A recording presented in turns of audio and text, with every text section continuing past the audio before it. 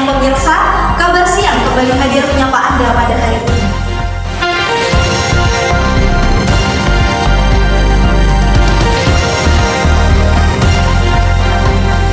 Kami akan menghadirkan sejumlah kabar terbaru yang akan menemani Anda di libur panjang pada hari ini. Indonesia merupakan negara dengan warisan cita rasa yang kaya. Setiap daerah memiliki ragam kulinernya sendiri yang melekat dengan ekosistem kebudayaan lokal dan bahkan memiliki nilai atau makna khusus bagi masyarakatnya. Tak lengkap rasanya bila kita berkunjung ke suatu daerah namun tak mencicipi makanan khas daerah tersebut.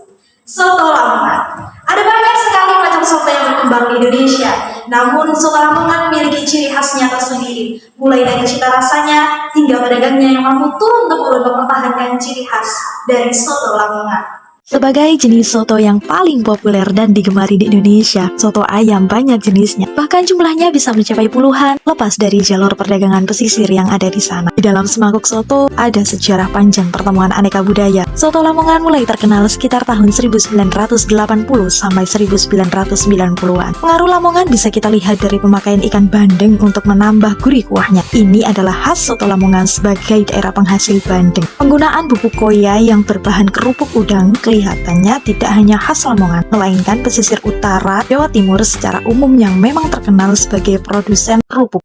Tak hanya Lamongan, Semarang memiliki lumpia yang bahkan sudah diakui UNESCO sebagai warisan budaya Nusantara.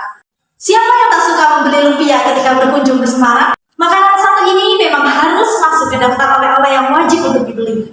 Namun, tahukah pemirsa? Di balik kenikmatan rasa lumpia, ada kisah mengenai asal-usul cemilan ini yang sangat menarik untuk disimak. Kalau mencari oleh-oleh khas Semarang, camilan yang satu ini pasti jadi buruan utama. Yap, penjual lumpia di Semarang tersebar di seluruh kota, dari lawan menjadi kawan. Pemirsa pasti sudah tidak asing dengan fakta bahwa lumpia berasal dari Cina.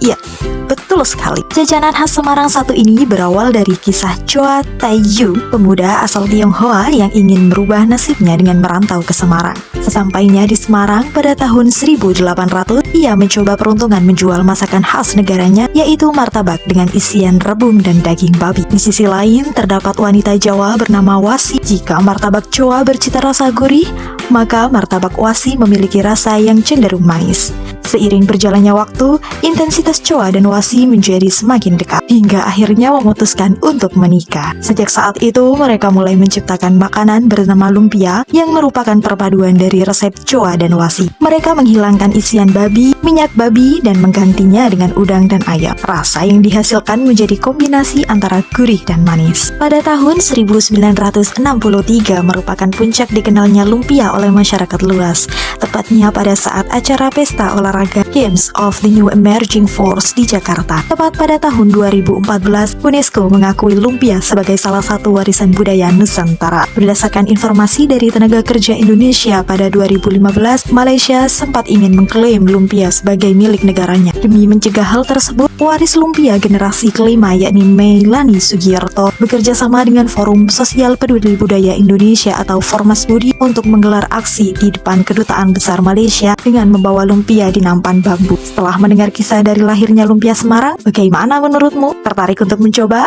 Baik pemirsa, berita tadi sekaligus menutup perjumpaan kita dalam kabar siang hari ini. Saya Niswatin Solihah, wakili tim redaksi dan seluruh kerabat kerja yang bertugas mengucapkan terima kasih atas kebersamaan Anda.